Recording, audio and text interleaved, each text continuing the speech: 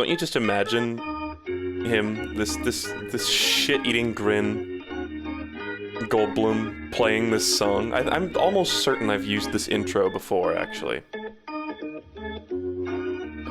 I think because I've seen this picture before, and in my brain, just, you know, the Monty Python intermission music just invades my brain. Anyway, I'm gonna stream some reviews. I haven't done this in a couple months, I think. I've been trying. I did some Isaac the other day. Been trying to hit some long-standing series. I'm really behind in the reviews. We've got a lot of games to talk about, and you know, theoretically an entire lifetime to talk about them, but I want to get around to it. So let me open up the graph. I've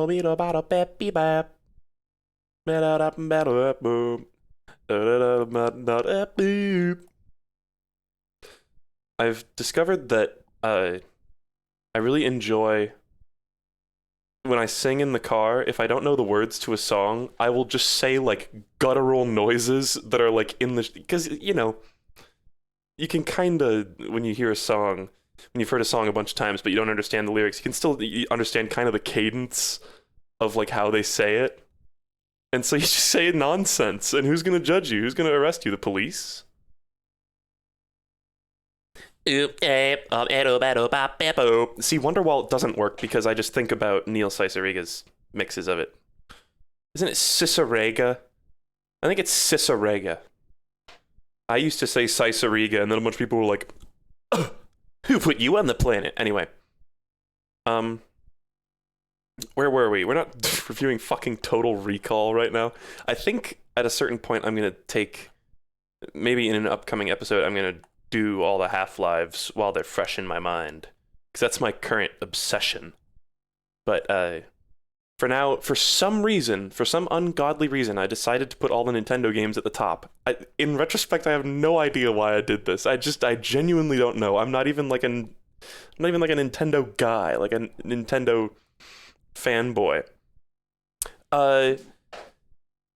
Do you weed to songs in the car? Do I go weed, weed, weed? Sometimes. I don't really say the weed, weed, weed thing on my own time. I do that mostly on stream, but I definitely do like other syllables, especially if it's like, I don't know, I'll sample the song. I'll take a sample. That's making me sound like some like legendary beatboxer when really I'm just going oh or whatever. Anyway, Paper Mario: The Thousand Year Door. Let me know if you guys can see and hear everything all right, by the way. I've realized in some of these streams you can kind of hear the of my mouth. Trying to drink water to alleviate that. Anyway, actually that probably makes it worse. Overall, it probably helps. Anyway, Paper Mario: The Thousand Year Door. Really cool game. 8.5. I was thinking about it. This is the curse of Mario games. Oh, good. That's lovely that's like that. You know what I'm gonna do? This is a cheeky move. My conditional formatting broke. It's because I pasted this in. I always make that mistake. Paper Mario: The Thousand Year Door. I did play this when I was younger. Not very much younger, maybe like 5 or 7 years ago. Holy fuck, I'm old. It is a good game. There are many admirable things about this game. I really like the soundtrack. It's probably my favorite aspect. The art style is really good. All the cute little moments where anytime, this is sort of a difficult thing to describe, but like all the set pieces that relate to like paper stuff, which is it feels so funny to say that because that's also kind of the stuff that we hate in the new ones that, you know, that some people hate. I haven't even played the new ones, but seeing the fucking like stapler boss, I'm like, oh, okay, bro. But all the little parts in this where it's like, oh, there's a little staircase and it has to unfold from like a box of cards or something, and it's like, I'm always like, oh, that's so delightful. That's so cute. Wonderful. This game is also an RPG, which I am not a huge fan of RPGs. I tend to think they're kind of boring and get like old and repetitive. This one has that like semi-active combat of like Mario RPG, which is better than nothing. I sure do like that. Like that gives me something to do during the fight, like mechanically or some execution, you know. The action commands, that's fine. But it still got old by the end. You guys, people who watched the stream will know that is that Yandove? Those of you who watched the stream will know that I was really getting tired of this game by the end, which I didn't want to because I liked the game. This game makes you fucking backtrack so much. It is insane how much. By the way, let's just I'm not trying to like lead like drum roll please, is he gonna recommend it or not? Yeah, I'm gonna recommend the fucking 1000-Year Door. It's the best Paper Mario game probably. I haven't played the new ones, and I haven't played the first one all the way through. But of the ones I've played, I definitely like this one the best. Close second, Super Paper Mario, actually. I really like Super Paper Mario. This whole series really loves to waste your time, though. This one in particular, I feel like this one is like the worst. This one's even worse than Super Paper Mario. Do you remember when I went back and gave Super Paper Mario a worse grade in retrospect because I remembered how much it wastes your fucking time? You know? Like, I don't know. And listen, the battle music is great. But no matter what, I heard this about Persona 5 as well. No matter how fucking amazing the standard battle song is, it gets old. It gets old by the end, even though they throw in variations, you know? It's got so many jams. Yeah, but at the same time, there's so many parts of this game where I'm like, do I really have to fucking do this shit again? Are you joking? It gets annoying by the end, and it's like every chapter. I was thinking about it. At a certain point, I went through and I was like, I think every chapter has a moment where just it wastes your fucking time. And some chapters are better known for it than others. Like, I think chapters 2 and 4, like, I think those are the Bogley Woods and Twilight Town. Those were the worst for backtracking. But honestly, every other area was like, okay, just doing this part again. All right, that's wonderful. And especially, like, backtracking is a little more fun in a Metroidvania, as I've said before, where there's like stuff to discover. There are secrets. Some of the secrets are really secret though, like the whole Miss Mouse thing and pounding the ground to like get shit out. Honestly, whatever. So many hokey systems. I've heard that 100%ing that game is a nightmare. It's still fun to play through, but I just feel like and I remember as a kid, I died to the final boss like a couple of times. Or not as a kid, but I was like 15, adolescent. I got to the final boss and I died, and I didn't even finish the game after that. I was just like, screw it. Like, I figure they probably win. And in retrospect, I was like, why did I neglect to finish this game? This game's so fun. While I was like playing through the first bit of it, and then I was like, when it hit that point where I was like, oh god, there's like 5 more hours of this, and I'm kind of sick of it now, you know. But to be fair, it does have it's got cute, good writing. I don't know why I'm wearing my wrist brace for talking right now. Good writing. The partners are fun. They don't really have that much to do with the story after their chapter, which is kind of a bit of a letdown. I don't know, that maybe there could have been a little bit more payoff, because it kind of seems like they set up a bunch of characters and then they all solve a bunch of puzzles at the end, you know? It's like, could have been better, but I still like them. It probably would have been a little ambitious to try to have them all do something, you know?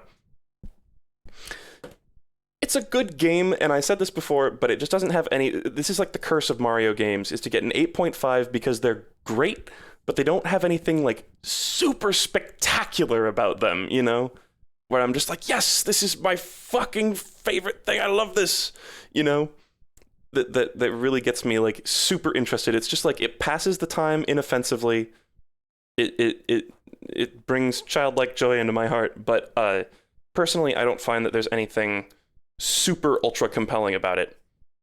I guess I've heard from people who enjoy RPG combat more that it's got good enough systems. I do like the fact that they keep the numbers low in the game rather than having like you did 10,375 damage and you have 264 defense, and don't forget those are on 2 different scaling systems. You only have 1.5 attack, but that's actually good because that's a different scale. It's like, no. 1 defense, 1 attack, 2 attack. This status effect happens for 2 turns. It's like, yay. My brain liked this. Yes, it doesn't make you want to play it again. That is a good way to put it. And replayability, I guess there's some replayability, like you can go into cutscenes with different partners to see what they say, but like, unless you're the guy that writes the fucking Paper Mario wiki, I don't know how fun that's gonna be. And I've heard that 100%ing this game is a monumental fucking pain in the ass. So, take that for what you will. I will say, one real great playthrough of this, that's enough to satiate me for my whole life. I technically played it twice. By the time I played it a second time, though, I'd mostly remembered some stuff. I remember Dupless. He was my favorite, even before I said Slick a lot.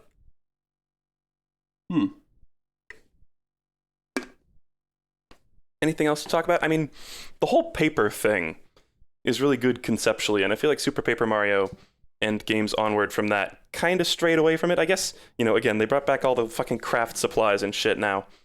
But it's cute. That's all I have to say about it, I guess. It's well conceived, and it made it so that they could do ambitious things where they can throw in like 1 trillion fucking models at once, and it's really just a bunch of textures. I guess the way they're rendered, they're not technically just textures. They kind of have like layers to them. They're layered textures, but much easier than going with 3D models, and the game looks great. It has aged really fucking well. Way better than the original Paper Mario, except for the sprites that Thousand Year Door takes from the original Paper Mario, which stick out like a sore thumb. I guess they didn't stick out like a sore thumb the first time I played it, but now in retrospect, having seen plenty of footage of and having played like half of the original Paper Mario, I'm like, oh god, that's clearly an original Paper Mario sprite. Anyway, why is go into a cutscene with a specific partner in quotes? Why is that? Is that funny? Am I a clown? What is funny about that?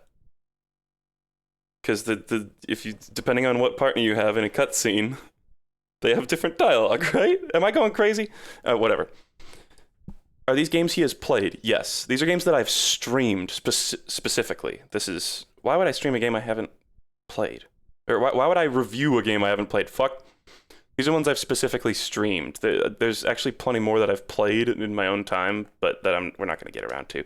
Anyway, Thousand Year Door. It's great. It's like cozy too. It's a very nostalgic game. I played it when I was like 15, and even then I felt the nostalgia, even though I had never played it before. One of those. The train section I remember really liking, and then when I played through it again, I was like, wow, this is the fucking worst thing ever. No, not really. There were parts of that chapter that were great, but wowee, how it changes when your perspective is that of an adult going through the game. Yeah, to those of you who are just joining us, this is this is what is this fucking name? Jeff Goldblum. I was like, James Goldblum? Why did I just blank? Oh shit. Oh fuck. Oh god. Oh, what a nightmare. No, wait, I have to stretch it a little bit. Just a tiny bit. I stretch this. That's my dirty little secret, is that the review spreadsheet is stretched by 1 pixel. Anyway, get the fuck out of here, Jeff Goldblum. James Goldblum. Super Punch-Out. This one is not an essential play, folks. That's what I'll call it. Not essential. it's fun enough to go through it and be like, oh, look, it's Vodka Drunkensky, but it's not even as funny as the first one. Let me tell you about the glow down. Let me give you the lowdown on the glow down from Punch Out on the arcade 1 and Super Punch Out on the arcade. There's 6 opponents in the first one. There's 5 in the second. Pardon me for flaunting my classical education, but that is a lower number. Immediate points deducted. Also, Great Tiger is he's basically Piston Hurricane. I almost said Hondo. Or Honda. Fuck. He's basically Piston Hurricane title defense from the first game, but just like reskinned, and he doesn't even really do magic-y stuff. It's like you think of Great Tiger and it's like, oh, he does all the like crazy shit. He doesn't even do that in this one. And then Super Macho Man, like up until Super Macho Man, this game is like pretty reasonable. I think the first Punch Out is also basically reasonable. You have to like kind of know the tricks to beat the bosses, but the thing about Super Macho Man is that there is no trick. There's no trick. There's no trick to beating him. You just have to be really good, and I'm not really good at arcade Punch Out. I am passable at arcade Punch Out. It's tough. It's like the least lenient system of all Punch Out games. The dodge timing is very tight. The controls are stiff. It's weird. There's hokey shit you gotta do. Super Punch Out introduced the ducking mechanic. That was like its big thing, was you can dodge downward to avoid like 5 different attacks across like the entire video game or something like that. I guess no, you can duck plenty of moves, but there are like 2 moves that it's like necessary to duck. I guess Bear Hugger has one, Dragon Chan has one, well, whatever. There's only a handful. It's a pretty vestigial mechanic, and the way it's implemented is you don't even press down on the joystick, because you press left and right on the joystick to dodge left and right. But to duck, it's just a separate button alongside the 2 punch buttons. There's just a third button that's duck. That's so dumb. It should have just been down. That's the way it is in every other Punch Out game. Whatever. It's poorly implemented, I think. Not really worth playing. You can just take my fucking word for it. There's a guy called Vodka Drunkensky in this one. Drunkensky. Sorry, I don't want to... Let's not be racist here. If you're like Super Punch-Out Arcade is only for Super Punch-Out fans. Because it's not very good.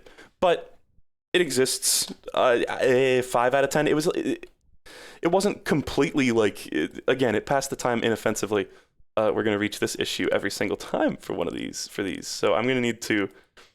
If I give anything a unique score that I haven't given any other game, like I don't think we've seen any... No, there's a 4 there. There's like a decimal that I haven't done. I'm not going to be able to copy-paste it over. Whatever. Oh, God. Oh. I gotta say no. Just like... And I didn't even recommend the original one either, because, yeah, they're not super necessary. The scores that I gave these games are the number of characters in the game. I just realized. That was not intentional. That was not a joke. That's just how the cards fell on the table. That's just how it happened. I also can't comment on title defense. I didn't do title defense mode for either of these games, but it is brutally fucking difficult, on top of Super Macho Man being... I mean, to a normal human, non-like speedrunner Punch-Out god, basically luck to get through Super Macho Man. I mean, I think when I beat him on stream, it was basically luck. You know, there's like some methods to the madness, but not a lot. Not a lot. I actually do have the conditional formatting set up on this.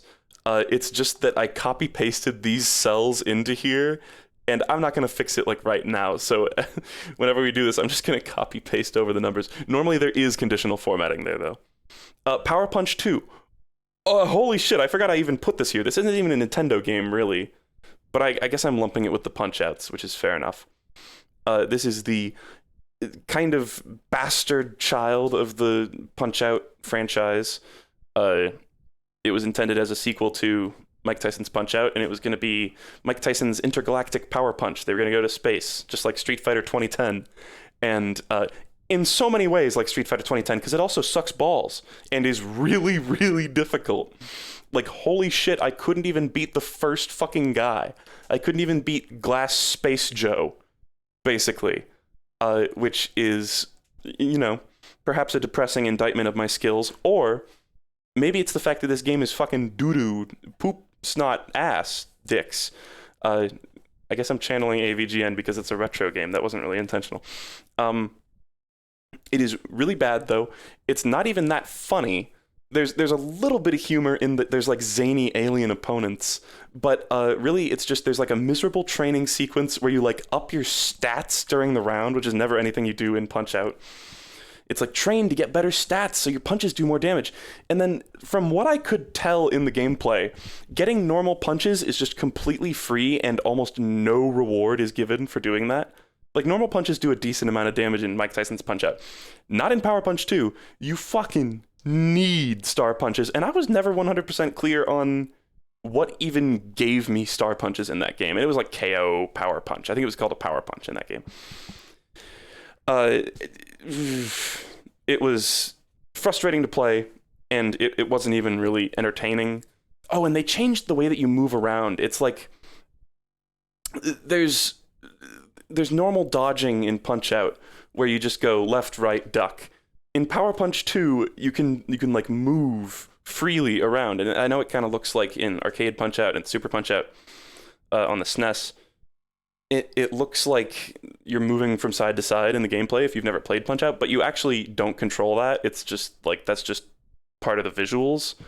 Whereas in Power Punch 2, they were like, no, let them just move back and forth, but you move really slow unless you have really good stats, I guess.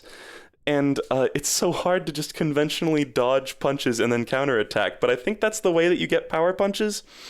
But no, it's not good.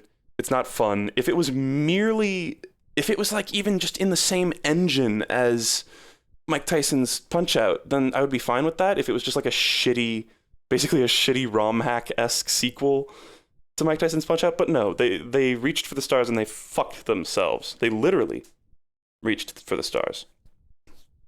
Street Fighter 1 also sucks balls. This is true. Here's a little preview.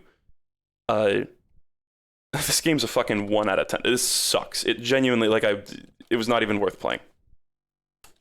Can't recommend. Not even to streamers who are trying to look for funny shit. I played through all of Street Fighter 1. I did save state between rounds on the last 2 guys, because fuck that. But I mostly did not cheese my way through it, which was mildly satisfying for how abysmal that game is. But when Andrew and I are going through the Street Fighter series, we're going to play a little bit of Versus Street Fighter 1, and then we're just going to watch Let's Drown Out style my playthrough, my like edited playthrough of like the highlights of going through story mode, because near the end I died so many times that we're not going to watch through all that shit nor stream that mode. So I just recorded it, and man, that was a fucking miserable game, but I got through it, so you can look forward to that at some point. And spoiler alert, you know how at the end of that game Ryu defeats Sagat, and that's how Sagat gets the scar across his chest. And I think in like the anime that was with a Shoryuken, and I did it with a Shoryuken in the game. I was feeling so good. Anyway, let me get a fucking, oh no, oh there's not a 1.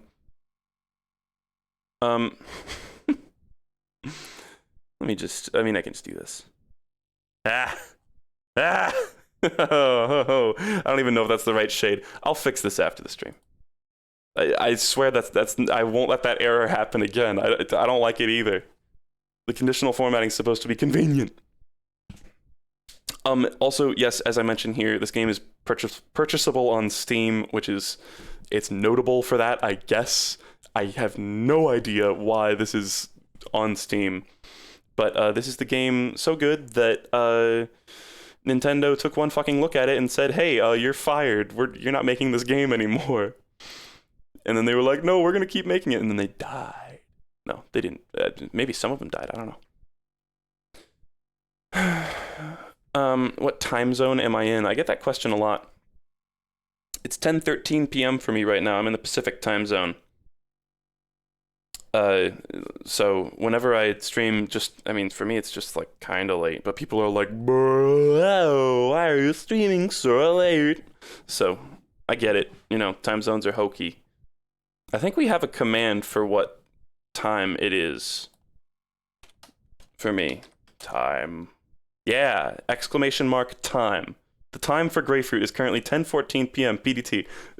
Big shout out to the guy who programmed that. I think was that Bobby Joe? Whichever mod did that. I like that feature. We rarely use that. Anyway, Doc Lewis's Punch-Out. This is one of those ones where you need to take the number that I give it with sort of a grain of salt, because this is a very unconventional game. It is, first off, I guess, yes, I would recommend this because it's free, because the only way to play it is to get an emulator of it. That's just the truth. That's just the truth. I mean, I guess you can purchase a Nintendo Wii that has this game pre-downloaded onto it. But I think the only way to play it is, you know, if you don't want to fucking buy a Wii for a game, then you gotta emulate it. I will say, as somebody who previously had only played Punch-Out Wii on an actual Wii, or on a Wii U, it is real nice looking on Dolphin, and it runs real well. I've fucked around with a lot of emulators, and I gotta say Dolphin is the one that I've had probably the most ease with, I guess. Setting up a controller is the one thing. But with this one, I just use a SNES controller, because I'm not gonna fucking emulate Wii controller with an actual Wii controller. I don't even know if you can do that. But like setting up a GameCube controller for Thousand Year Door, which I also emulated, which, yeah, it's no fucking secret. If they don't want us to emulate the games, then they should fucking sell them. You know? Whatever. Dolphin's real great, just as a side note. I really like it. Anyway, Doc Lewis's Punch-Out, it is fun. It is basically a DLC. Functionally, it is just a DLC fight. And the thing that really threw me off guard was I thought it was going to be like a tutorial thing. It's an actual fight. You know, it's under the guise of Doc training you, but Doc Lewis's Punch-Out doesn't fuck around. It's not, you know, insane or anything. I wouldn't say it's as difficult as some of like the title defense fights in Punch-Out Wii, but he could stand like in the major, like the world circuit, I think. Especially, it's kind of a weird, unconventional fight too. He's got like weird mechanics because he's only got one health bar, but he heals, and he can get star punches, which is a great touch. But yeah, it's fun. It's cute. I like, you know, the dynamic between Doc and Mac. Doc is a bit silly. There's the part where you punch the chocolate bar out of his hand and he takes off the shirt and he's got like a leopard print shirt underneath.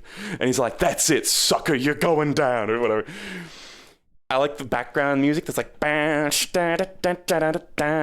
got like a funk, like, it's got a great remix of the Punch-Out theme. And it's just really good. Very, very well done for what it is. That being said, it is one fight. They have like a training mode, which is kind of a tutorial. I think it's something like tutorial, training, and then like fight, or something like that.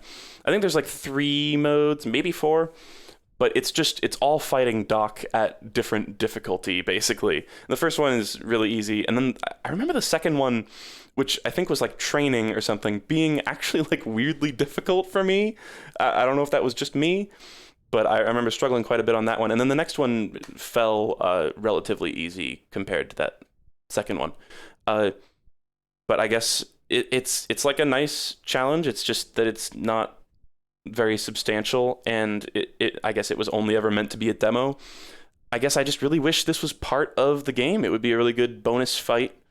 It would be really cool if this was like how the tutorial worked in Punch-Out Wii, because as it stands, I think it's like either you select tutorial on the menu or you like wait on the title screen for long enough and it'll like show basically a slideshow of instructions or like a brief pre-baked video that like kind of gets it across but doesn't really, like, it's not really a hands-on like good tutorial, you know? So it's good. It's a cool game, but rating it is so weird because like it's like barely even a game. It like barely even came out, you know? Does that make sense? Hold on.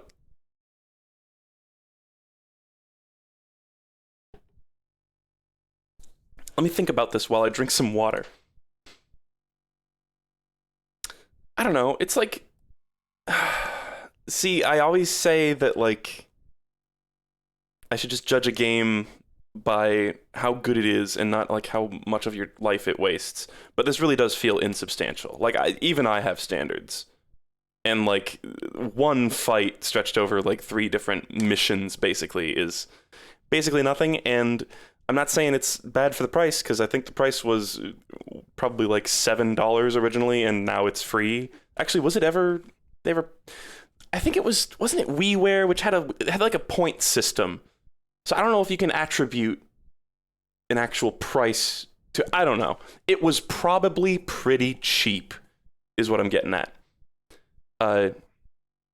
So whatever. It is, and now I'm going to put the number down. It is a I'm like hovering over all the keys. 6. It's a 6.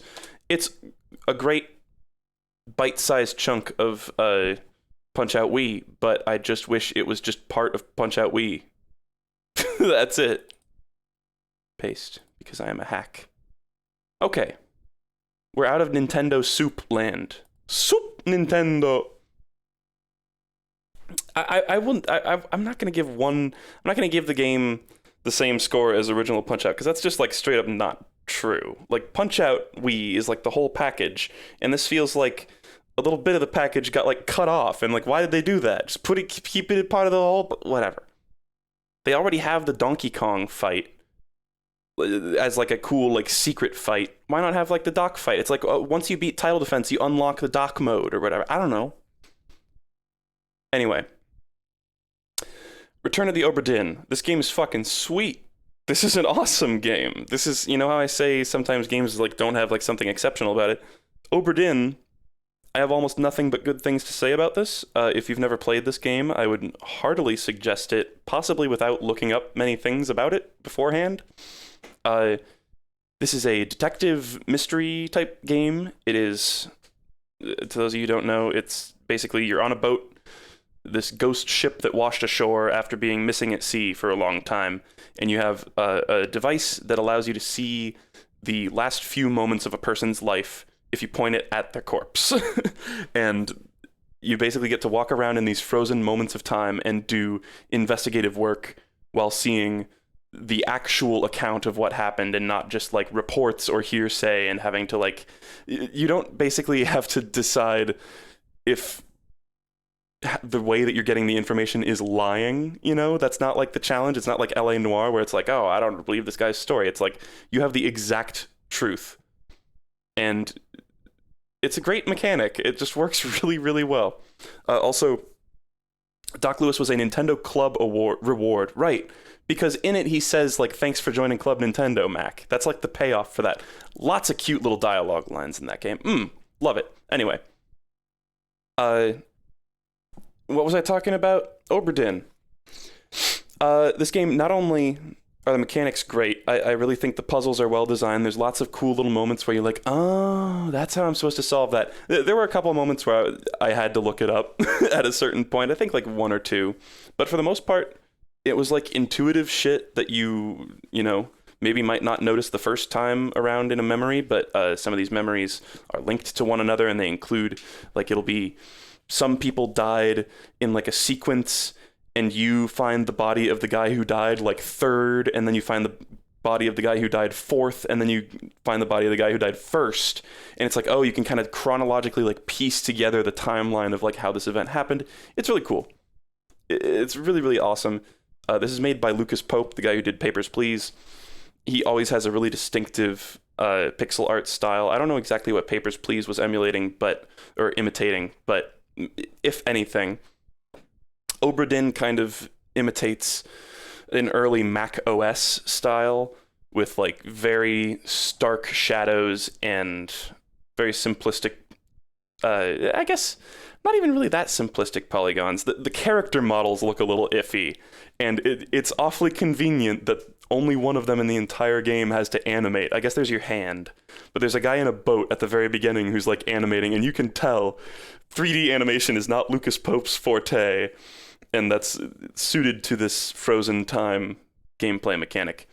But the ship itself is well animated, and it does look nice, as crusty and weird as it looks. I can see why the visual style would off-put like some people, I guess.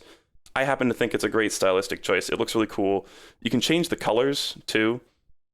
It's really hard for me to describe too. I kind of trailed off describing it because I don't know. Just like look up Oberdin. It looks awesome. It's got a hokey style, and it's like the fact that you're moving around in 3D space in that like Mac OS style that normally only supported very rudimentary graphics. It's just really cool. And it's just really fun. It's just like I've never been a huge fan of detective style gameplay, but I happen to think this game is really satisfying to go through and like piece everything together. It's not overly simplistic. There is some sort of Tom Jankery you can do, like with the way that you log in, because basically the whole game, the goal is just you have this book. I think it's like 53 fates or something like that. It's somewhere around 50 fates. And it's like they're all just blank entries, and you have to take this like master drawing that has like a drawing of everybody on the ship because it was a portrait, because it's in like the 1800s, because they didn't have pictures.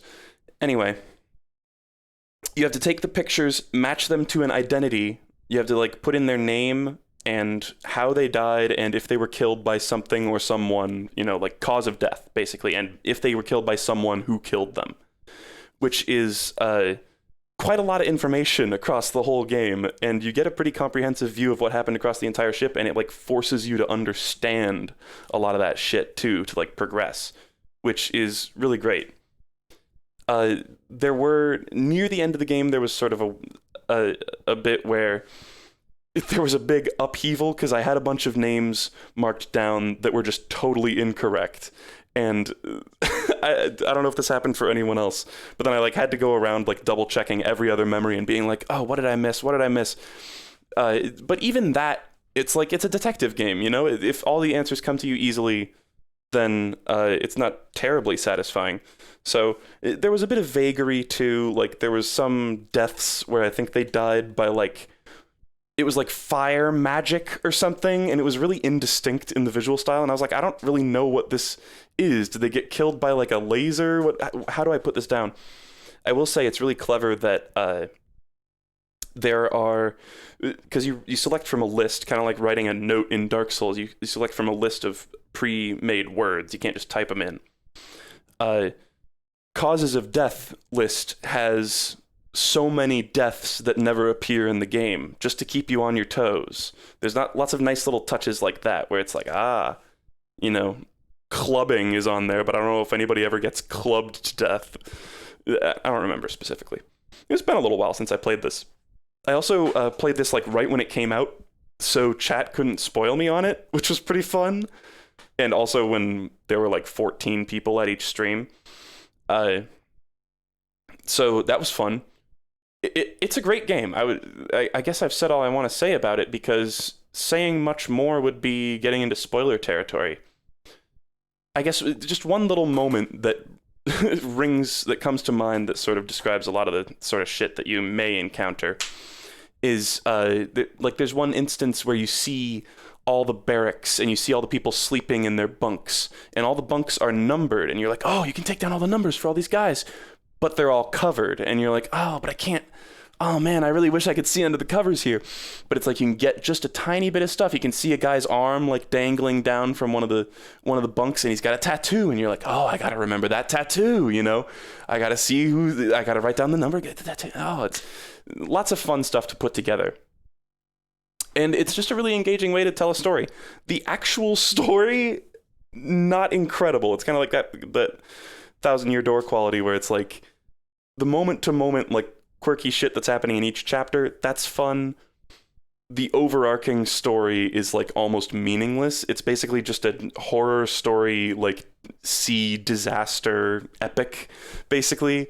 And there's classic, all sorts of tomfoolery, betrayal, and shooting and swashbuckling and all that. But in the end, it's like if you get all the fates, then you get this cool epilogue section, which I won't spoil anything about. It is cool. There's one aspect of it that's really cool. But the actual payoff of the plot that you get is just kind of like, it's like not great. It doesn't really elucidate like that much, and it's not very exciting. So don't be expecting like an incredible actual plot, but it's just like a world where figuring out what's going on throughout the whole game is just very interesting. It's got good sound design too. There's voice acting, because you get to hear the last few like sentences that somebody said, and as Yahtzee Croshaw noted, they don't say their entire name every time they die. They're not like, I, Jonas Priest, Esquire, am about to die in the arms of my beloved, or whatever. You really have to piece some shit together, but there's enough clues in the audio, and especially in like the sound effects and shit, that you can pretty intuitively piece a lot of shit together. So cool puzzles, cool game mechanic, really fun. The music, I've heard some people shit on the music. I really like the opening title screen music, and there's one song, I think it's called like Soldiers of the Sea or something like that, that's really good. The rest of the songs, the one that goes that one is kind of annoying, but I don't think it's bad. It's a little generic maybe, but it's good. Like the title screen is really good pirate music, and I think it's got its charm. But there's only a few songs on the soundtrack. It's not a big aspect of it.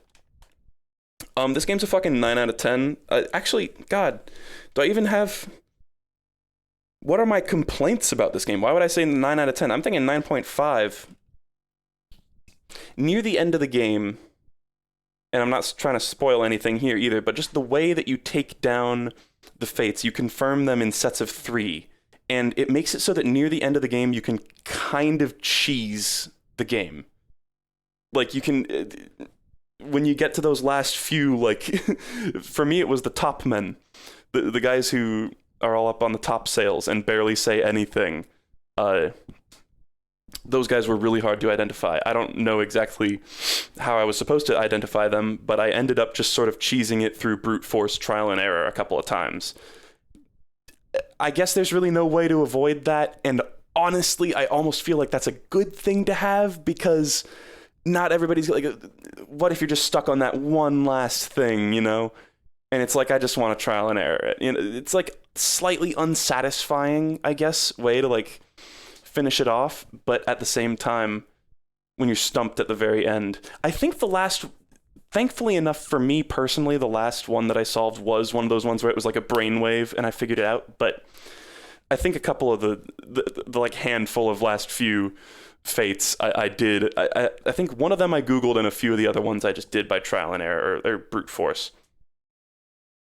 So, whatever. But yeah, it's real good.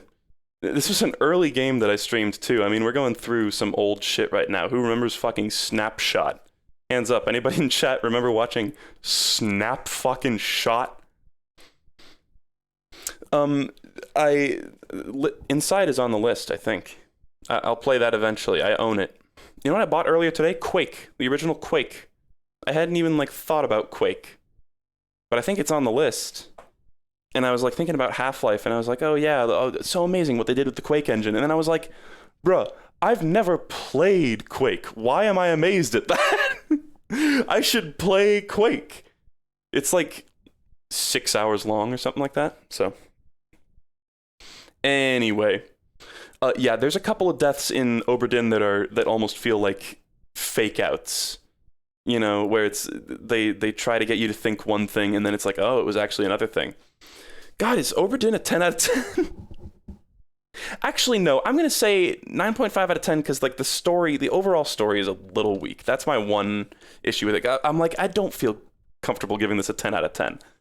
But it really is so good. This was like easily probably my favorite game of the year it came out. Probably because I don't play games the year they come out, though. So take that with a grain of salt. I would absolutely recommend this game. This is a game your mom can play, too. It's not an insult on your mom. My mom could play it. Possibly in her prime, my grandma could have played it. It's just you don't need to have much knowledge of video games. You don't need to fucking like crouch jump in this one in this game. You just need to be able to look around and WASD basically, and like type. Anyway, Ben and Ed, Oberdin, so good, so good. Can't wait to see what Lucas Pope does next. And also, I reviewed the Republia Times, which was a Flash game by Lucas Pope. It's a companion piece to Papers, Please. Reviewed that on the Flash game reviews stream, just so you know. And I have yet to play Papers, Please.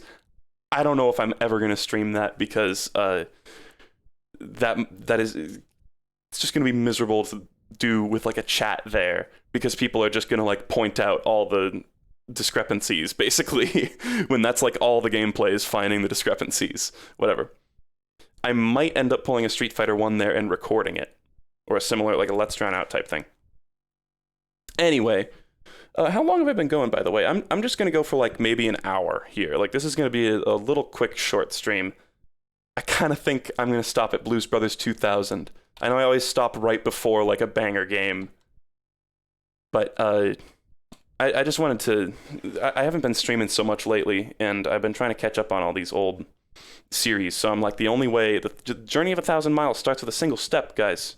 I just have to start, you gotta start chewing that elephant, one bite at a time. I'm mixing my metaphors. Ben and Ed, well, Ben and Ed is a cute game. It's kind of funny. It's basically zombie Wipeout. You play like it's like an evil, sadistic game show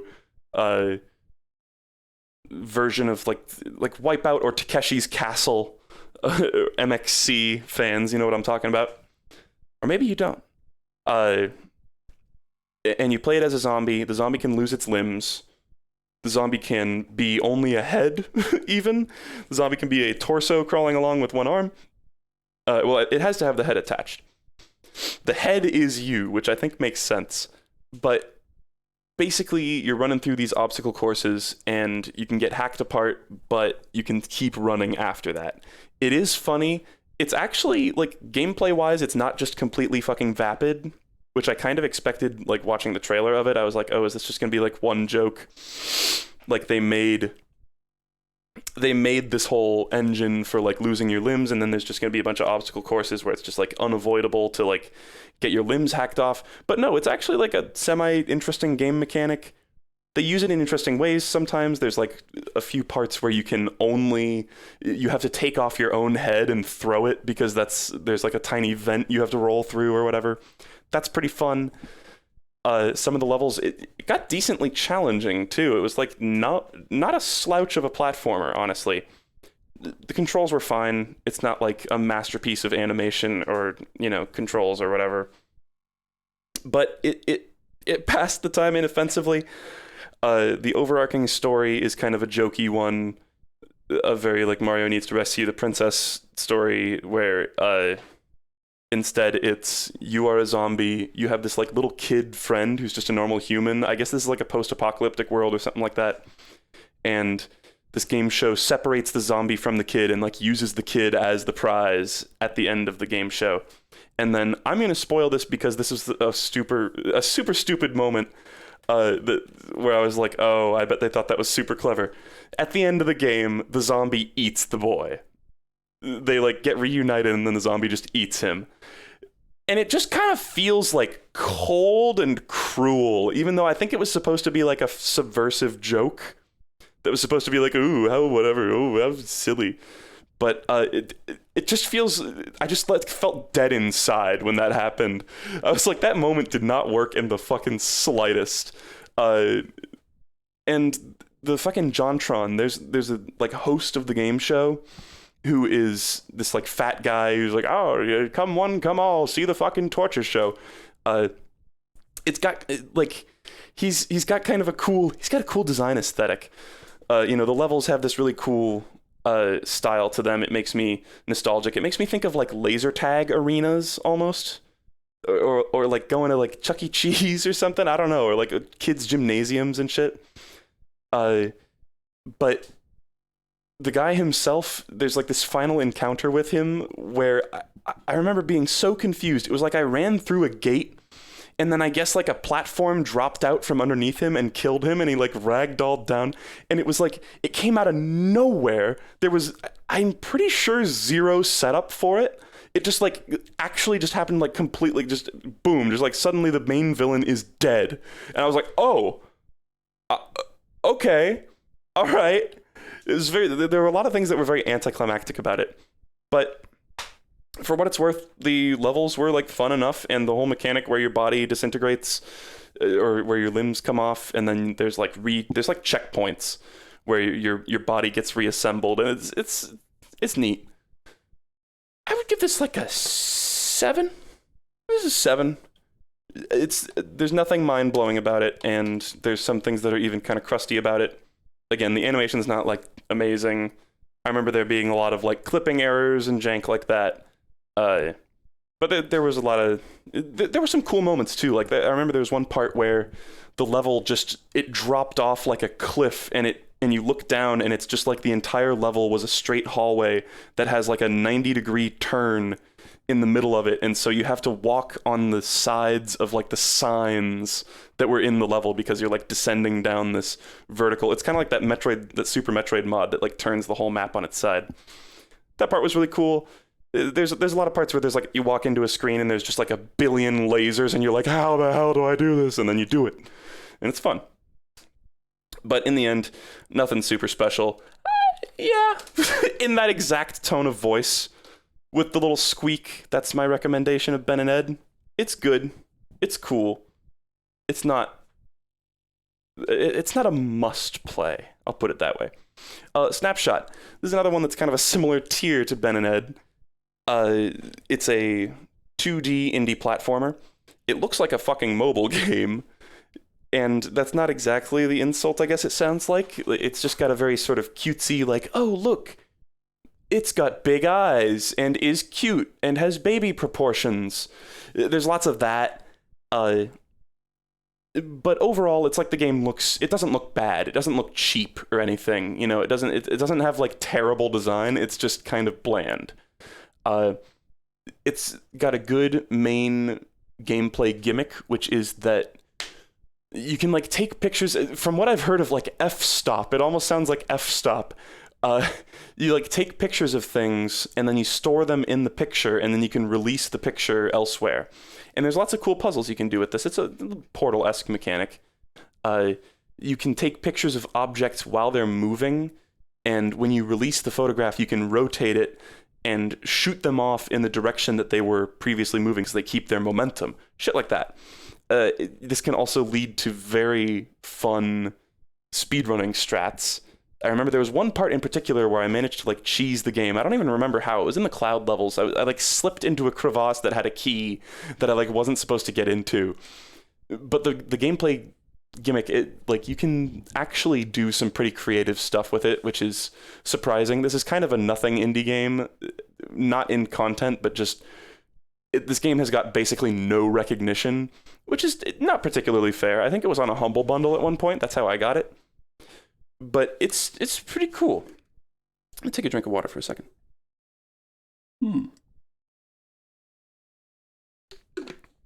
It's been very hot around here lately.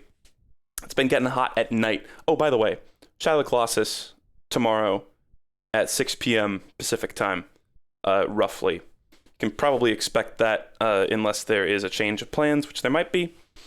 But we're finally going to do episode 2 of Shadow of the Colossus. I have not got the lavalier mics set up, but we are still working on that. So we're probably going to still have our classic audio quality. But listen, if you're still watching by now after hearing all the bad audio quality over the years, then you're not going to mind one more stream. Anyway, listening to this is real fun. Well, I'm glad to hear that. I hope that wasn't sarcasm. No, I'm pretty sure it wasn't. Anyway, Snapshot. Cool game. Fun. It has one good song. It's called Leafborn. I've perused the soundtrack of this game, and I have decided it's one of those ones where I'm like, oh, well, maybe I just, I just listened to the first song because I don't give all the other songs a chance. At one point, I listened through and I gave all the other songs a chance, and I was like, no, Leafborn is the only, like, standout, memorable track in this entire game. It's really good. It's a great song. It's on the Grapefruits Jams playlist, plusist, whatever. That's just a thing. The rest of the game has, like, totally inoffensive. It's not annoying. It's not generic. It's not, like, breaking the tone or anything. It's just, the first level has really good music, and then the rest of the game doesn't. It just becomes a little more generic. Whatever. Hey, at least they got one really good song. The overall plot is a weird fucking, like, mess, considering how simplistic it is. It's got another, like, very simple indie game plot where it's like, you're a robot that has a camera in it, and you're chasing this beautiful butterfly to take a picture of, and that's it. That's the whole plot for, like, the entire game. And then at the very end, this was not like, I can only assume this is something that was cleared up if you 100%ed the game, but I'm not sure. This game had the weirdest ending ever. When you get to the end of the game, you just walk into a room where there's just a bunch of plaques on the walls, and they all have really fucking tiny, that one Community guy, the fucking squinting at the tiny piece of paper, really fucking tiny, like, barely readable font that I had to, like, lean really close to my screen or, like, actually zoom in to read. And there were about probably like 20 or 30 of these little plaques stuffed with information on them. I think they're all, and I don't feel bad spoiling this either because it was just baffling and unsatisfying as fuck. Basically, it's the journal of the scientist that created you, and it's totally boring. Like, I remember reading part of it and being like, is there, like, does one of these have anything interesting in them? Like, I don't know. I didn't read all of them because there was so much, but, oh my god. It was a really weird ending. And then I was like, okay, so the mechanic of this game is you take pictures of things, so I need to take pictures of these little notes. Didn't work. Didn't do anything. So, I don't know. I didn't read all the fucking Snapshot lore, but it was just, like, out of nowhere, at the very end of the game, there's just this quiet, like, silent room, this, like, big, long, boring room full of just, like, the biggest exposition dump ever, and it's like you walk out of that room, and then it's just, oh, the game's over. Great. That was so baffling and weird. And I don't know if 100%ing the game, you can get, like, in every level, it's like, oh, get, like, this secret item. There's a little side objective. That shit's cool. Adds replayability. I don't think I would ever replay this game just because it's kind of long, and I just got my fill, The mechanic satisfied me. There's nothing else about the game that's really that exceptional. The speedrunning tricks, you can do this shit with the little bouncy leaf guys, where you bounce off of them, take a picture of the leaf guy, bounce way up in the air, and then right when you're at the top of your jump arc and you're just about to start coming back down, release the bounce guy underneath you, bounce off of it, take a picture of the fucking bouncy guy to capture it again, rinse and repeat. You can basically fly this way if you are skilled enough. And that's just cool. There's, like, shit like that, which is pretty fun. But otherwise, I do remember on Steam, there was an issue that I had with this game for years where I kept starting to play it, and then I think I would clear, like, cookies or, like, the cache or whatever on Chrome, or something like that, and it would delete my save file, and I would have to start over again. So when I streamed it, I was like, I'm not gonna fucking lose my save file on this one. I'm gonna play it all the way through. So maybe that's part of the reason why I would be reluctant to replay it. But also, again, it was just, I felt perfectly satisfied by it and not, itching for more. Anyway, I'd say this is like, it's like a 7.5. This is a little bit better than Ben and Ed, for sure. But again, it's nothing incredible, and I wouldn't put it with, like, Night Sky. I might actually stick this one at a 7, too. I think it is basically on the same level as Ben and Ed, in retrospect. Yeah. And, yes, by would I recommend this, I basically mean, is it, like, if you already have some interest in it, like any at all, like is it actually worth playing? You know, so if you're a guy who likes indie like puzzle platformers or whatever, is it worth like giving a shit? You know, I guess that's not really strictly speaking the rule, but that's the rule. That's what I'm going for this game. I don't know. It's on the fence of being a yes or a no, honestly, because it is a bit generic and bland, and it's like it's kind of long, and it's like you could be playing Catamara Damacy reroll. I don't know. Speaking of which, smooth transition. Catamara Damacy reroll is incredible. Catamara Damacy is probably up there.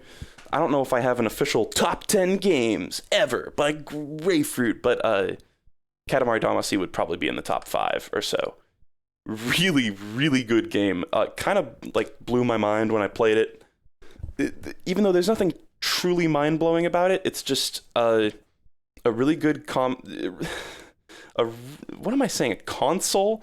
Really, really good central gameplay mechanic. Done almost perfectly, with really, really good music, a really cool, unique style.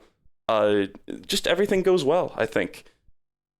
This game kind of fills me with an emotion that I can't even really describe. I feel almost like melancholy playing it. Maybe that's just the really good music. This game's got one of the best soundtracks ever. If you love eclectic video game soundtracks, there's like the Holy Trinity. Hotline Miami games, Katamari games, Tiny and Big in Grandpa's Leftovers. Best compilation video game soundtracks ever, where it's like, well, not compilation, where it's like a bunch of different artists all contributing, all their different styles, and it just works. Everything somehow is cohesive. That shit is really fucking cool. To those of you who don't know, I guess the central game mechanic of this game is because this game, I knew this game was like infamous. I always saw the people with the long tube heads when I was younger and stuff, and I saw the Google Katamari hack where you could like roll up the text on the screen in a Katamari ball, but I never really knew what it was. You're a little guy with a long head who is the prince, the son of the king of the cosmos, and you roll around this sticky ball, and it picks up objects off the ground, and the objects add to the ball, and then, you know, more and more, even once the entire surface of the ball is covered, the new objects are now the new sticky ball, basically, and it just keeps growing and growing, and you're picking up smaller objects, and then you move on. Like, you start out picking up, like, toothpicks and, like, batteries and shit, and then you pick up, like, a mouse and a cat, and, like, a bicycle, and then a person, and then an elephant, and then you're picking up, like, the fucking buildings, and then you're picking up the continent, and it's just super cool. It's well paced out. This game has, I think, truly 3 levels or something like that, where it's like there's the house, the town, and like the world or something like that. But they start you out at like different sizes in these different levels, to the point where when I first played through this game, I didn't even realize that there were only 3 levels technically, because they use them pretty tactfully, and they use them for challenges too. Like there's not only are there's like the main missions are making stars. The plot of the game is that your drunk space dad knocked all the stars out of the sky, and you have to create new ones by lumping shit together on Earth and throwing it into space. It's incredible. It's kind of like Rabbids Come Home or whatever that game was, where they build a tower of trash to the moon. That's a similar concept. A single star in the sky. I almost to explain the plot and like the mechanics of this game, I could just sing one of the songs. No, but it's a fantastic game. Truly, some of the songs actually do kind of like get me emotional and like choked up a little bit. There's one song called Katamari Taino, which I think either has the subtitle "Roll Me In" or it just translates to "Roll Me In." That really genuinely kind of gets me choked up. I don't know why. There's certain parts of the game. There's like sort of on the surface level, it just feels like silly, quirky Japanese game. You know, quirky out every orifice. But I really feel like there's an actual emotional core to Catamara Damacy, even though it seems to be totally structured around like random chaos. It kind of encapsulates in a way, the feeling of growing up in this really surreal fucking way. I've also heard people describe this game as being about, like, confronting capitalism, which I think is very interesting, because the whole game is sort of about, like, oh, there's stuff everywhere, get all the stuff, lump it all up, roll it all up, put it in the sky, there's, I don't know, it's one of those ones where it doesn't seem like there's any distinct themes on the surface, but just it got me thinking about a lot of stuff, and it's just really cool. Again, fantastic fucking music, too.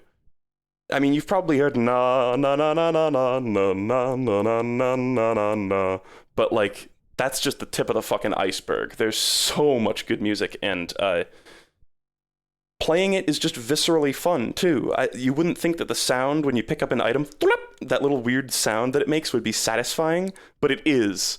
That's like pure dopamine, and especially when you get the perfect thing in Katamari is like when you get the trees in the fucking world level.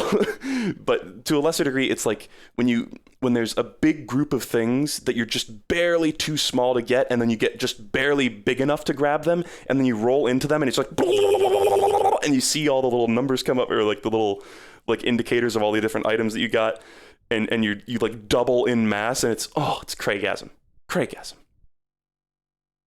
There's no way drugs weren't involved in the making of it. I don't know about that. I think people give drugs a little too much credit in the creation process. You can make something out of this fucking world insane, completely soberly. Who's the Sally Cruikshank? I don't know how to pronounce her name. Really cool animator. She posts a lot of her stuff on YouTube. She was a lot more active in the 70s with like hand-drawn animation. She made some trippy fucking stuff, but she's been very clear about, nope, I don't do drugs, sorry. Catamara Damacy, by the way, this is the reroll edition on the Switch, which basically, I think they remade the game or something, or I think they did like a Half-Life Source-esque thing where they copy and pasted the game's assets into Unity and then just did a bunch of bug fixes. Oh wait, they didn't do bug fixes on Half-Life Source. But to my knowledge, I didn't have any issues with the Switch port. It looks fucking great. I love when stacked objects fall on the Katamari. Yeah, that's very true too. It's so good. It's such a good game. I would say I don't have any issues with this game. I guess there's a couple of the bonus missions, because like I said, I kind of trailed off earlier. There's the main missions, and then there's side missions where there's like a specific challenge. The one where you have to avoid picking up certain things, the bear and cow missions can fuck right off. But I almost don't mind because it's a neat challenge, and it's funny, and you don't have to do it, But wow, I just can't fucking recommend this game enough. It's on Switch too, so you have no excuse. To me, this is a 10 out of fucking 10, and especially just because maybe it would be like a 9.7, man. It's one of those, and I'm rounding up because I love the other aspects of it so much, and I just think it works so well. This is one of those ones that after I beat the story mode, I went back and played more of it, which is an indicator that I like something. And yeah, somebody said my only problem with Katamari is that there's not enough of it. Well, that's a perfect segue, absolutely fucking yes, into We Heart Katamari, or We Love Katamari. I actually don't know. I think the way you write it is We Love Katamari, but on the box art, I think it says We Heart Katamari, whatever. I'm always fascinated by when games have different notation of their names. Like recently there was the Stanley Parable demonstration/demo, and I was like, I can't decide if it's demonstration or if it's demo. And somebody was like, does Grapefruit not know what demo means? And I understand what demo stands for. I just meant like the notation. They switch it depending on like where it's displayed, and I'm always like, keep it consistent. Anyway, if they made We Heart Katamari reroll, if they did a similar port on the Switch, I would buy that shit in an instant, and I would totally stream the fuck out of it because this game is really fun. I would say, personally, I don't know if this is just me, I've listened to the fuck out of both of the soundtracks. Damacy just hits different. I don't know. We Heart Katamari still has some bangers. Disco Prince is amazing. There's plenty of great stuff. Damacy just hits different. I don't know why. Maybe it's something about being the first. I don't know. But We Love Katamari is basically more Catamari Damacy. Even the plot is like sort of self-referentially. And can I bring up the... I don't usually bring up visual aids here, but... I'm going to bring up the... I just butchered! Hold on. You guys can see what I typed in there. I swear that is not like a joke. That was not a bit. I actually just typed Catamari. And also I forgot that you guys can see that too. Let me just get this. I just wanted to get the cover art.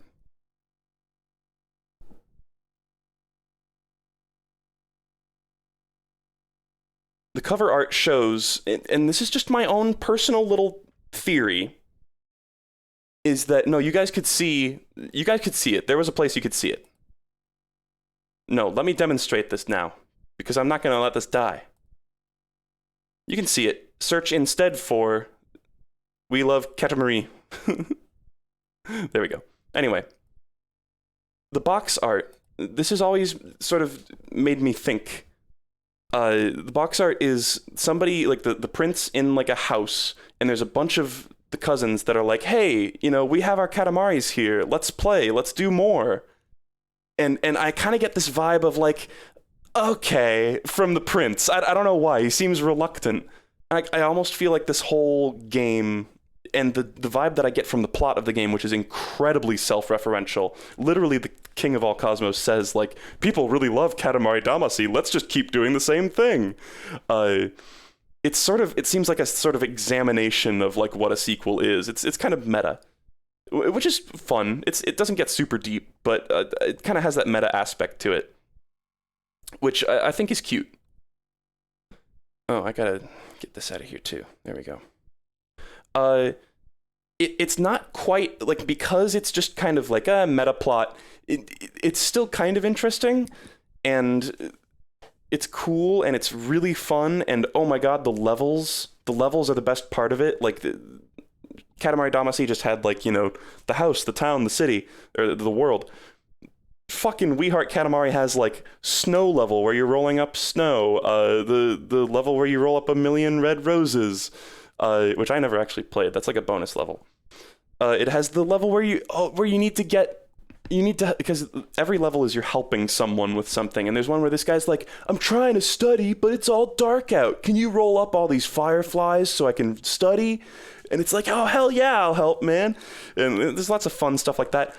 The best mission is the sumo level, where you're rolling a fat dude around into food in order to train him for sumo wrestling so that he'll get nice and round and fat. It's so great. Anyway, lots of great concepts, lots of interesting levels, tons more actual levels than Damacy, which cleverly reused levels in a good way. Can I just mention, actually, something made me think of this. Katamari Damacy reroll, another moment that kind of chokes me up at the end. Because I feel like there's just sort of a universal theme of, like, togetherness and oneness with Katamari. It's like, they always say in the, like, external stuff, like, all the devs and shit always say, oh, the people scream when they're on the Katamari because they're so overjoyed to be on it. And it's like, that kind of is a joke, but it also kind of feels like genuinely the game is just like, everybody get along, you know? And at the very end of the game, when you roll up just absolutely everything, and it has that beautiful, like, love ballad, and it's like showing all the countries on Earth joining the Katamari, and it's like, is this what it feels like to be indoctrinated into a cult? You know, it's like, we're all part of the glorious oneness. Yes, we are all one. It's just super cool. I don't know. That's another moment that I really like. But We Heart Katamari kind of has a similar moment. This is what made me think of it. Doesn't really work as well, but it's still cool. It's, like, neat. It has a similar sort of cadence. Or it has a similar... It's like poetry, it rhymes. It's just a similar bit. It's kind of something you're building up over the entire game, though, rather than just a final, like, the credits level. But there's no, like, thing like that that really, really makes me think, you know, and makes me like feel like actual emotional shit like Catamara Damacy did. We Heart Katamari is just a ton of fucking fun and variety, and it's just like if all that Catamara Damacy did was leave you wanting more, then We Heart Katamari has got you fucking covered. I do think the soundtrack is ever so slightly weaker, but those levels, man, those are so fun, and it like makes up for some of those weaker aspects. The race car level, you know, where you go super fast. Oh, I love that level. Anyway, please remake this game and port it to the Switch. I will play the fuck out of it, please. It seemed like it was relatively easy to do with Damacy, but I don't know if it's like different for We Love Katamari. I don't know. Remember the gingerbread house level? Oh, that was so fun. Anyway, this game's like a 9 out of 10. 9.5? I'm going to say 9.5. It's just so fun. And I think this is correct me if I'm wrong, but I think of all the Katamari games, We Love Katamari is the last one that was directed by and carries the seal of approval of the original creator. I think every title after that, which I'll probably play, what is it? Katamari Forever, which is like kind of a compilation game, a lot of the hits. I will probably play that at some point, but I don't really have many plans to play the rest of the series. I really feel like Katamari Damacy reroll, I'm like, give me more levels, and then We Love Katamari is like, here's more levels. It's like, all right, sweet, I love it. You could sell a ketchup-flavored popsicle to someone wearing white gloves. Wow. Thanks. Well, this is just, I'm talking about something I like right now. Should have heard me talking about Power Punch 2 earlier. Okay, and then now we just gotta do Blues Brothers 2000, and then I'm gonna get the hell out of here.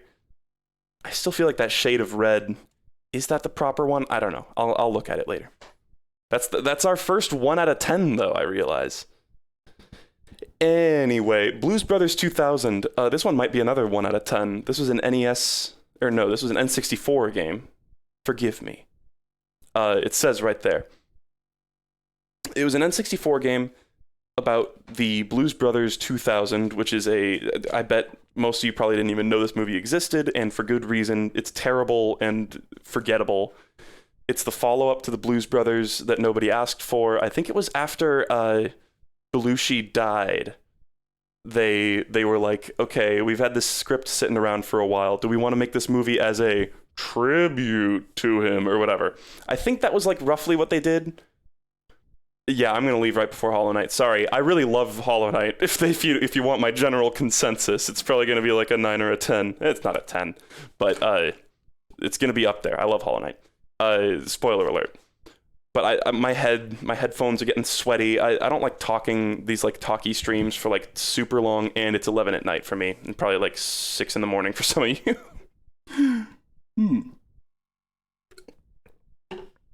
But this game, for what it's worth, when we streamed it, anything is fun playing it with a friend, to be fair. But Andrew and I streamed it. I was like, Andrew, why don't we just stream some shit shovelware game that I have? I own Blues Brothers 2000 for the fucking N64. Nobody in the universe has ever streamed it. Let's stream it and just see if we strike gold. And we did not strike gold. It is not a fun game. It's a platformer. It definitely, I think, steals a lot of ideas from Banjo-Kazooie, right down to the fact that you are collecting music notes, I think, if I recall correctly. It's been a little while. We never beat this game, of course. And again, oh god, I got the hiccups. Again, it wasn't even fun. Like, there wasn't funny shit that went on. It was just kind of like classic, like, oh, this is such an old, crusty game and it barely works. You know, that was more the stuff that we were laughing at. Rather than some games, like the Harry Potter games, those are a gold mine. Normality is a gold mine. There's plenty of games that I would like consider B games that are like fun to make fun of, you know? Where it's like at least humorous how like silly and bad and weird they are. Or, you know, Harry Potter 2 wasn't that bad. Anyway. Blues Brothers 2000, though, was truly, like, non-enlightening experience. Nothing was learned, nothing was gained, except I learned something, a little bit about the lore of Blues Brothers 2000, which I never wanted to learn.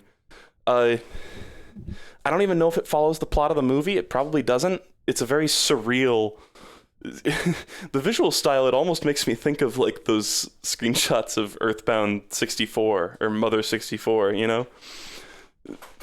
It almost looks like that. Maybe I'm just thinking of that because there's Blues Brothers reference characters in Earthbound. But yeah, man, it wasn't fun. I barely remember anything about it. There was like a funny lunch lady boss, I think, or like a cook that was like mildly humorous. But otherwise, no. I think I'm gonna give this one a 1 out of 10 too, actually, yeah. Oh, and that is the right shade of red. Hell yeah. Closure. So no, can't recommend, even if you're looking to make fun of something. It's just simply not good. Anyway, yeah. Sorry, I'm gonna stop right before Hollow Knight. That'll be the thing I do next time, and we'll do Ori. I'm not even qualified to talk about Ori. Scooby-Doo Night of Unarmed Frights, a few other things. At a certain point, like once I get to, there's gonna be some parts where I just like zoom through some games. Like this part is gonna be like, because I don't remember much about. I guess I remember these, but they're just very simple games where there's not much to talk about. And then once I get to like the arcade games, all hell's gonna break loose. I feel like I can almost do like all of those fucking arcade games in one stream. I'm not gonna commit to that though. Fuck that. But yeah. So we got our first couple of 1 out of 10s this stream. I stacked. I mean, when I first started streaming, we're doing a lot of these in chronological order. Although I've altered some of the list kind of randomly, honestly. A lot of these early ones were some of my favorite games of all time. So you'll forgive me if there's a lot of games that I really love at the beginning, and then it kind of starts to like peter out or peter off. Peter out, yeah. Peter out. I'm leaving. My name's Peter. Could there be a 0 out of 10? No. 1 is as low as I'm going. I'm not going to go to like 0.5 or 0. No. I think. Maybe as a joke. I don't know. Is there maybe the one game sometimes I look at this list and I go, what's the worst one? I think Joshua. I think Joshua is my least favorite game out of this entire list for so many reasons. But we'll get there. We'll fucking get there. So yeah, join us next time when I review Shitbit and Rainbow Space Donkey Escape. I can't guarantee that. I got through like 5 games this stream. This was pathetic. Anyway, I'm just trying to chip away at it, trying to eat that elephant, you know? I ate that elephant toe today. Gonna start working on the next toe next time. Terrible. So, anyway. Can you do the thing where you alternate white and gray for the rows? I'll think about it. If I can find an easy way to do that, sure. I'm sure there is. That'd probably be a good idea. That's like useful visually. Maybe. We'll see. A neat idea. Anyway. Thank you for watching, guys. I'm going to try to do more of these soon, but I'm not sure. If like I do these pretty sparingly. But I don't know. Maybe pester me about it. If you like the reviews, be like, hey, when's the next review stream? Because that actually does, like, sometimes when you're like, oh, when's the next JoJo podcast? I'm like, oh, God. But it really does keep in my mind that, like, okay, people actually want to see these. And there's been a lot of positive comments, is all I'm saying. So if you like it, pester me. Not too much, though. Dear God. Thanks for watching, guys. Bye-bye.